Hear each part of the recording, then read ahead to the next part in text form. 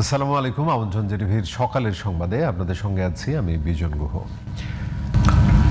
দর্শক, একই বিষয়ে আরো তথ্য জানাতে খুলনা থেকে এই মুহূর্তে যুক্ত হচ্ছেন সহকর্মী শেখ লিয়াকত হোসেন।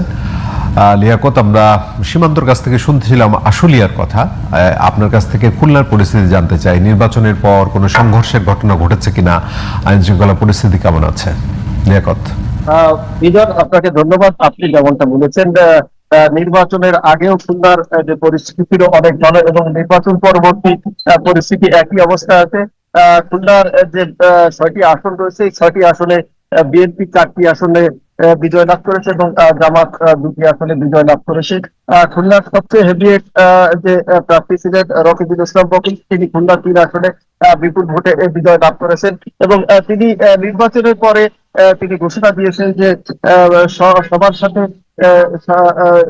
যে প্রীতি সৌহার্দ্য বজায় রেখেই সবাইকে চলার জন্য আহ্বান জানিয়েছেন এবং নেতা কর্মীদেরকেও তিনি নির্দেশনা দিয়েছেন এবং তিনি তখনই ঘোষণা দিয়েছেন যে আইন শৃঙ্খলা পরিস্থিতি খারাপের সাথে যারা থাকবে তাদের বিরুদ্ধে কঠোর ব্যবস্থা নেওয়া হবে, এ ধরনের ঘোষণা। এছাড়া খুলনা 4 আসনে রয়েছে আজিজুল বারী হেলাল, তিনিও সেভাবে ঘোষণা দিয়েছেন যে নির্বাচন পরবর্তী কোনো ধরনের কোনো সহিংসতা বা কোনো ধরনের কোনো বিচ্ছিন্ন ঘটনার সাথে বিএনপি তার সংগঠনের নেতৃবৃন্দ দেখাতে। ফলে আইন শৃঙ্খলা পরিস্থিতি অনেক ভালো এবং বিশেষ করে খুলনার যে আইন শৃঙ্খলা বাহিনী ছিল তারা খুলনা অঞ্চলকে মানে তারা নিরাপত্তার চাদরে ঢেকে রেখেছিল, যে কারণে আইন শৃঙ্খলা কোনো ধরনের কোনো ব্যত্যয় ঘটেনি এবং নির্বাচনের পরবর্তীতেও এখন পর্যন্ত কোনো ধরনের কোনো সহিংস ঘটনার খবর আমরা এখনো পাইনি। তবে খুলনার যে 2 আসন, খুলনা সদর আসন,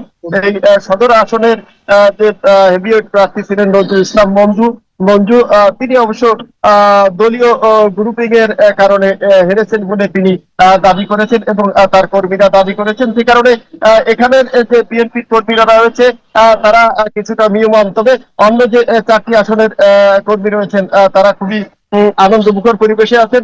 গত কয়েকদিন ধরে নির্বাচনের পরবর্তী আমরা দেখেছি যে তারা ফুলের শুভেচ্ছা জানিয়েছে তাদের নেতৃবৃন্দকে।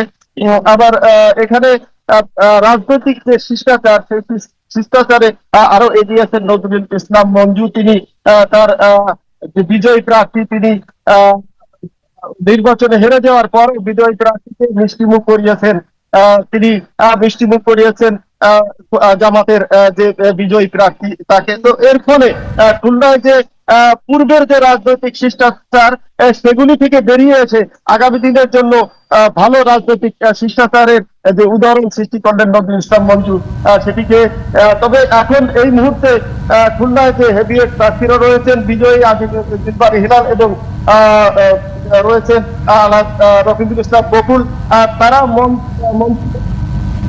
লিয়াকত, আপনাকে ধন্যবাদ। সহকর্মী শেখ লিয়াকত হোসেন যুক্ত হয়েছিলেন খুলনা থেকে এবং তিনি একটি গুরুত্বপূর্ণ কথা বলছিলেন যে আসলে পুরনো যে রাজনৈতিক সংস্কৃতি, সেখান থেকে যে নতুন রাজনৈতিক সংস্কৃতির প্রত্যাশা মানুষের মাঝে ছিল সেটি আপাতভাবে দেখা যাচ্ছে খুলনায়, সেটি তিনি বলছিলেন। দর্শক, নির্বাচনের